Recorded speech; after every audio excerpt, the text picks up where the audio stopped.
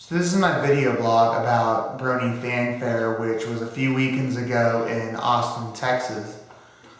I'd previously gone to that hotel for Anime Overload, which is no surprise considering the fact that it is done by the same, was done by the same person as Anime Overload, although I believe there is a switching of hands. So let's start right at the nitty-gritty.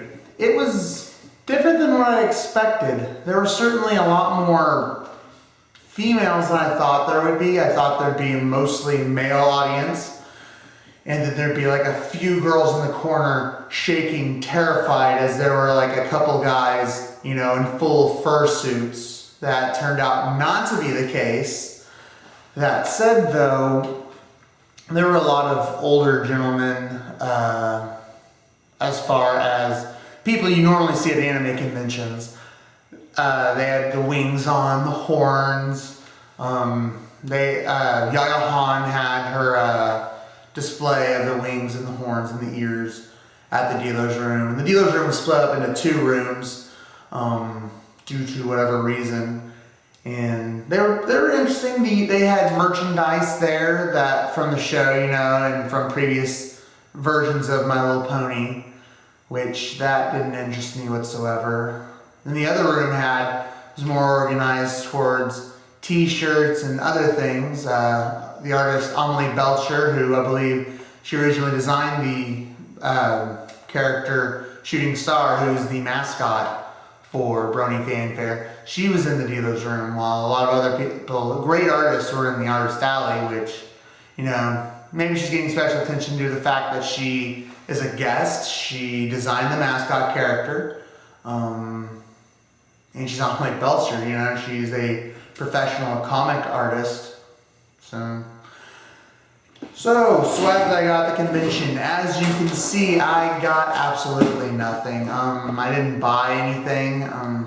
There was this awesome Link from the Legend of Zelda shirt that I wanted to buy, but I ended up passing for now.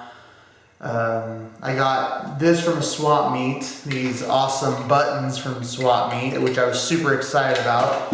I got this lunchbox. Got a Final Fantasy VIII necklace that I'm not wearing right now. Someone gave me, for trading a Green Goblin action figure, I got Nicholas Fury, the best member of the Avengers, who is actually a S.H.I.E.L.D. agent, not on the Avengers. I also got a handmade Parasprite. Someone traded me, I can't remember what, for a Parasprite. It was pretty awesome. I was like, okay, I'll trade anything, just make me an offer. Dice, sure. I got a Pinkie Pie keychain for trading a dice within a dice. It's the inception of dice. And I traded a Zelda animation cell lenticular, I think they're called, I don't know, for this. That was pretty nifty. Lunchbox. Will not actually be eating lunch in it. Do not know what I'm doing with this stuff. Turns out I'm not as big into My Little Pony as I thought I was, and I found out after going to Brony Fan Fair. Getting back on the subject at hand, the attendees, sorry, kind of tangented and then tangented. Yeah, that's a word. So, of the attendees, there were, of course, the guys. There were people wearing wings of both genders, but all ages. There were about 3 really great cosplays that I saw. I didn't actually get a chance to go to the cosplay show because I volunteered and I got pulled to help with registration, which, you know, hey, thank you registration people. They work really hard and they're confused a lot of the time, and it's cold and lonely. So cold. Anyways, so there were a lot of young people. More than I expected to see. A younger audience than most anime conventions, for sure. And the actual target audience of My Little Pony, Friendship is Magic, showed up. That was awesome. It's like, hey, that kid is on a scooter riding through the hallway. I don't want to be that guy, but these kids are, you know, really a downer at this My Little Pony convention. No, it was actually really awesome. The kids, You know, I love seeing younger people at anime conventions because it's something that I did not do when I was younger. I had the chance to go to an anime convention in high school. I was like, anime conventions? Ooh, I can watch anime at home. A lot of girls, that was good. Some of them in cosplay for the first time. Some of them competing with their friends to see who could get the most photos, and that is awesome, but the start of something bad. That being said, I'm going to show a link in the in the description down below that will let you see the photos I took from the convention, which that is awesome. Another thing I of course got was this awesome Applejack hat. What? Guy named Hightower, I believe.